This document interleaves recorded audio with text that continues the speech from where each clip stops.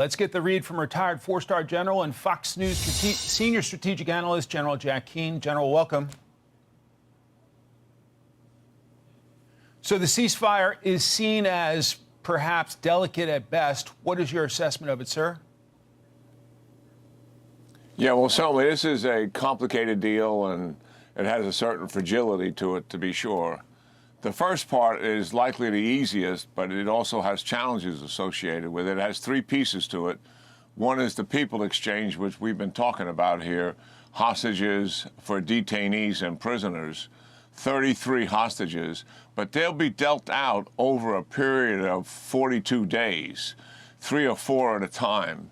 Given that length of time that's taking, almost 6 weeks, it's fraught with things that could happen that could stop it. So that's challenge one. The second is territorial. The Israelis have to move from where they are, occupying different parts of the Gaza Strip, just to the buffer zones on the eastern part of Gaza, which borders up against Israel. This is inside of Gaza, though, buffer zones that they have since established since the war began.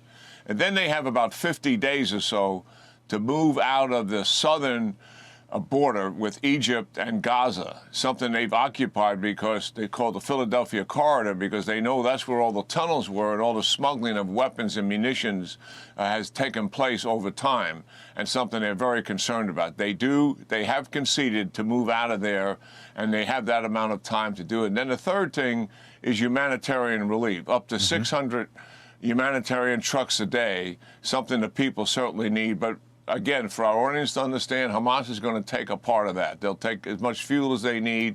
They'll take as much food, not just for themselves, but to sell it back to the Gazans. And this has been going on, for years. The second phase is really the challenge. And remember, so our audience understands, the reason why the hostages were taken in the numbers they were taken by Hamas, unprecedented before, is to come down to this point. Hamas wants to survive, and they're going to use those remaining hostages, the second tranche, some 60 plus of them, some of which are dead, for their survival. In other words, on the table will be Israel will have to get out of Gaza and end the war, or the hostages are not going to be released. That is the tension point, and it will be there real and live, and that brings into question whether that second phase is going to happen or not. I mean, I know for a fact that the Israelis want to stay in Gaza for a multi-year occupation to ensure that Hamas not only is destroyed, but does not rise again. And the agreement in this deal is to go and move out of Gaza completely, and then certainly end the war.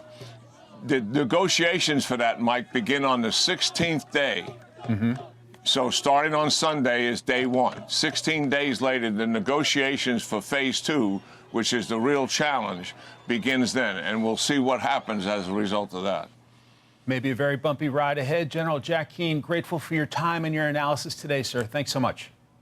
Hi, everyone. I'm Brian Kilmeade. I want you to do me a favor. I want you to click to subscribe to the Fox News YouTube page. This is the only way that I know for sure that you're not going to miss any great commentary, any great news bites, any great interviews coming your way on Fox. You can get it all here on YouTube. So subscribe right now.